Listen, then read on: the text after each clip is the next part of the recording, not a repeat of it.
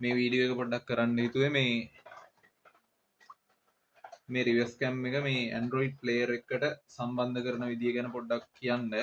එතකොට මේක තමයි කැමරාව Lenovo cam එක. ඒතොර මේ cam එකේ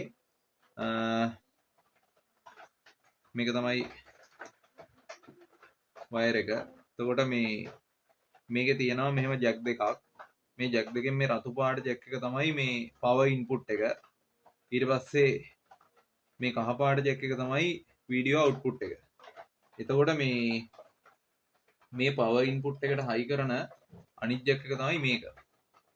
එතකොට මේ ජැක් එකේ මෙන්න මේ පැත්ත මේ විදිහට මේකේ පවර් ඉන්පුට් එකට හයි කරනවා. ඊට පස්සේ මේකේ අනිත් කෙලවර තියෙනවා මෙහෙම රතු පාට වයර් එකයි කළු පාට වයර් එකයි. මේකේ රතු පාට වයර් එක මෙන්න මේක රතු පාට වයර් එක මේ රිවර්ස් ලයිට් එකේ ධන ලයින් එකට මේ සෙට් කරගන්නවා. ඒ කියන්නේ රිවර්ස් ගියර් එක දාපුවම පත් වෙන ලයිට් එකේ ධන ලයින් එකට ඒකෙම රින් ලයින් එකට මේක සෙට් කරගන්නවා. ඊට පස්සේ එහෙම නැත්නම් මේක ග්‍රවුන්ඩ් ලයින් එකක් විදියට තමයි එන්නේ. මේක ග්‍රවුන්ඩ් කරන්නත් පුළුවන්. ඊට පස්සේ කැම් එකේ ඉඳන් එන වීඩියෝ අවුට්පුට් එක ගෙනියන කේබල් එක තමයි මේක. මේකේ කෙලවරවල් දෙක තියෙන්නේ මෙන්න මේ විදියට ජැක් දෙකක් තියෙනවා. එතකොට මේකේ එක කෙලවරක් මෙන්න මේ විදියට එක කෙලවරක මෙන්න මේ විදිහේ රතු පාට වයර් එකක් තියෙනවා. ඒ රතු පාට වයර් එක මෙන්න මේ අර ඉස්සරලා කැම් එකට පවර් දෙන්න පොසිටිව් ලයින් එක සම්බන්ධ කරපු ස්ථානයට මේක සම්බන්ධ කරගන්නවා. මෙන්න මේ විදියට. මම දැන් මෙතන වයර් සුද්ධ කරලා නැහැ. මම මේ නිකන් අමුල්ලා පෙන්නන්නේ මේ විදියට තමයි උණගන්නේ. කියන්නේ වයර් සුද්ධ කරලා නැහැ. මේ විදියට මේක මෙහෙම සෙට් කරගන්නවා. හරි. ඊට පස්සේ මෙන්න මේකේ මේ ජැක් එක මෙන්න මේ කැමරාවේ කැම් එකේ ඉතින් කැම් එකේ මේ තියෙන වීඩියෝ අවුට්පුට් එකට මේ විදිහට හයි කරගන්නවා.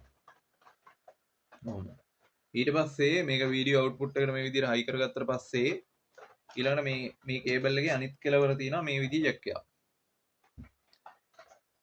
ඒක මේ Android player එකේ මෙන්න මෙතන තියෙනවා. මෙතන මේක එහා කෙලවරේම. ඉතින් මෙන්න මේක. මේ නිල් පාට වයර් දෙකක් ඇවිල්ලා තියෙන එක. ඒකේ වීඩියෝ ඉන්පුට් ජැක් එක තියෙනවා මේ විදිහට. අන්නේ වීඩියෝ ඉන්පුට් ජැක් එකට මේ විදිහට සම්බන්ධ කරගන්නවා. ඊළඟට ඒකේ තියෙන මේ රතු පාට වයර් එක. ඒක මෙන්න මේ සොකට් එකේ තියෙන.